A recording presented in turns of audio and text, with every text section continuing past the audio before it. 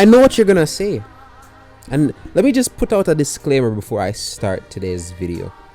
The most disappointing Formula 1 driver of 2023 is without a shadow of a doubt Sergio Perez.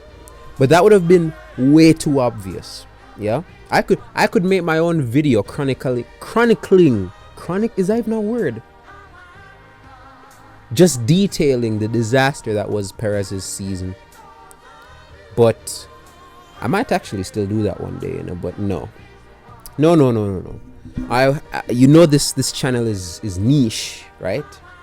We keep it niche around here.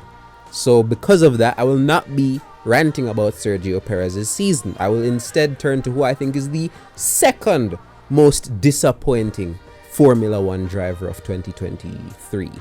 So I've titled this video one of the most disappointing drivers in F1 in 2023. And his name is George Russell. It goes without saying. George Russell, man, regardless of whether Hamilton was testing parts, regardless of whether Hamilton was uncomfortable with the car, George Russell beat him in 2022 and won a race in the W13. Yeah? Like, he did that. Can't take that away from him. He beat a 7-time world champion in the same car, and he won a race when Lewis couldn't. That's a flex. Even, I'm talking on paper. Unreal flex, especially seeing that he's just completed 3 years with Williams, a car that he could barely compete in. So one would naturally expect that come 2023, he would at least be close enough to justify 2022 not being what many believe is a fluke. And when I say many, I mean Hamilton fans that say, hey, he was testing parts on the car, all of this. But instead, Russell decided to legitimize those that didn't take him seriously in 2022 by finishing 8th in the Drivers' Championship, while teammate Lewis Hamilton finished P3. And this wasn't even that good of a Lewis season. Lewis was mad scrappy this year. Don't even bring me back to Qatar. Yeah? Hamilton was mad scrappy this year in quali. He had a couple mistakes in the race. Like, this is not the best of Lewis Hamilton. So when you put that into consideration, that we didn't see the best of Lewis Hamilton this year, and George Russell is this many spots behind him in the championship, it is a terrible look, man. And I'm not going to act like George has had a spotless season. He's had his bad luck. Australia was bad luck even before his engine blew because they pit him and the red flag came out and messed up his whole vibe. But my goodness, man. You know how many good results this guy just threw away for no reason? I had to write a list. That's how many of them there are. I made a list. List of Russell honkers in 2023, man. Monaco, when he was not running in a podium position and he found himself in one, and he threw it away. Bro threw it away. He lost the back end going into near Lowe's hairpin. Yeah, he lost the back end, went from 3rd to 5th.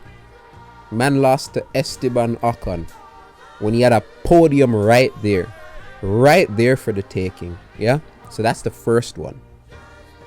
We have Canada, a race where he just crashed out for no reason, in the dry, unprovoked, on some Alonso Canada 06 type stuff, on some Leclerc France 2022 type stuff. There was nothing happened. He didn't hit anything.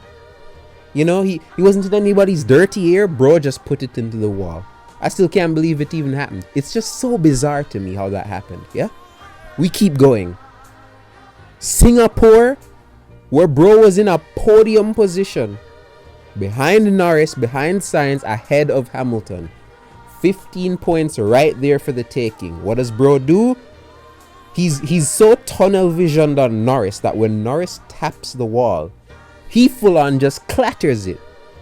DNF goes straight out of the race, which I didn't mind because it gave Magnussen a point. But my goodness, George, another podium choked, unprovoked. That's 3 unprovoked chokes. That rhymes. An unprovoked choke. Yeah, I like that. I'm gonna bookmark that phrase. 3 unprovoked chokes for no reason. We keep pushing. Vegas, where he had a good run going. He goes into Verstappen for no reason. He turned in so early. And I remember everyone blaming Max for it. Max was like, I didn't see George. George was like, yeah, I didn't see him. It was my fault. Killed those arguments. Yeah, George wasn't aware.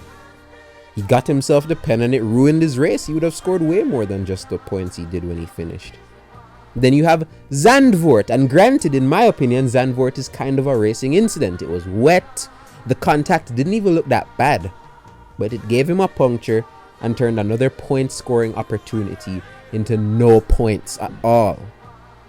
Then comes the mishaps with Lewis in Suzuka, where he did that one stop that was destined to fail. The battle was kind of cool, but you know, you still lost. You know what I'm saying? Spain, when the two of y'all came together, which I didn't even really think was his fault, but on top of that, you qualified 12th in Spain. Would he have beaten Lewis if he qualified higher? Maybe. Was his pace that good? I don't know. He still went from 12th to 3rd. It was still a decent run. You know what I'm saying? More than decent. One of the best drives of that day. He beat Perez. He qualified behind Perez and beat him, which isn't even a flex these days, I fear. Damn it, Sergio. You need to cook next year, man.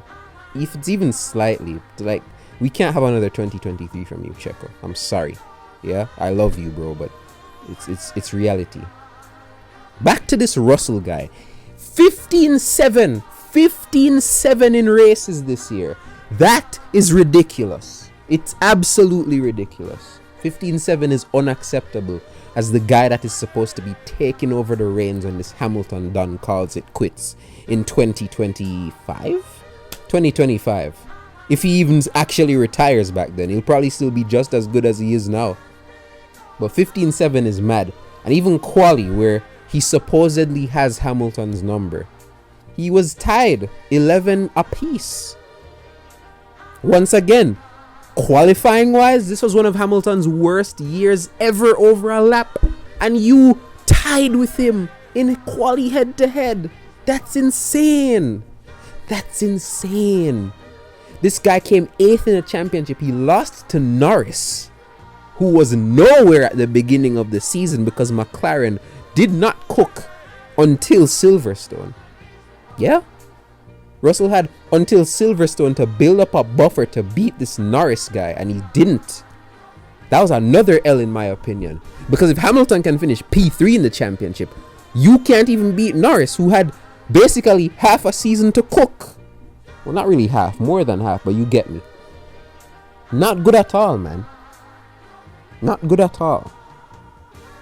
People are saying, oh, Russell with side pods isn't that good. It's like, is there any validity to that statement? Because he wasn't terrible. He still had good races with the side pods. There were still races he beat Lewis. Abu Dhabi comes to mind. He destroyed Lewis in Abu Dhabi. But it was too little too late. Lewis was a shell of himself in Abu Dhabi. It's as if it was a fake Lewis in the car. That overtake attempt on Tsunoda on the last lap, pitiful. Russell cooked. And they managed to get P2 in the championship. But if we're being absolutely real, it should have never been that close, because if Russell had just performed to even 3/4 of the level that Hamilton did this year, it wouldn't have even been close. As a matter of fact, if you were going to make this Constructors' Championship between Ferrari close, you might as well have just lost. You might as well have just lost and just taken the extra wind tunnel time that you'd have gotten for finishing P3. But then again, you wouldn't have gotten the Constructors' money. But granted, I believe Merc has enough money to make the cap anyway, so does it really matter? Maybe it does. But that's just pitiful to me, man. This Russell guy, bro. Oh my. Oh my days. What was his best drive of the year? To me, it's either Spain or Qatar. Yeah, we did the experiment, Shane and I, on F1 Manager. Qatar would have easily been a double podium for Mercs. Would they have beaten the McLarens? I think so. The mere fact that Russell could drive up back to 4th, absolutely. The Mercs could have at least squabbled with the McLarens. Outright beat them. Maybe they beat Piastri. I think they both beat Piastri, to be fair. Because you have to remember, like, Piastri, like, Norris caught him quite easily at the end, but his race pace is just not there, man. But this George guy, listen to me, George. I know you're not hearing my voice right now, but to whoever is listening to this, man, George Russell cannot allow a repeat of 2023 to happen next year. You got this Antonelli done, who they've rushed to F2. That is an attempt on your life, you know, George. That is an attempt on your life.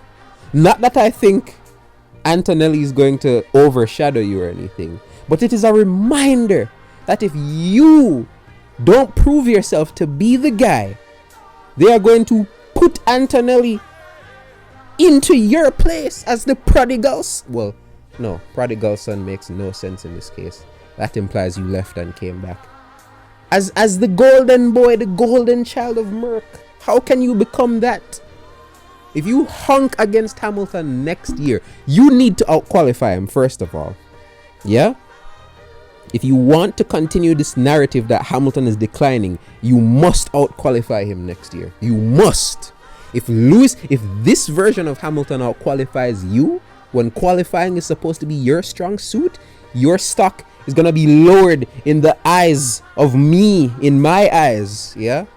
I don't know how much weight you take into what I think, but for those that do, if Russell goes 2 years without beating Hamilton outright in qualifying,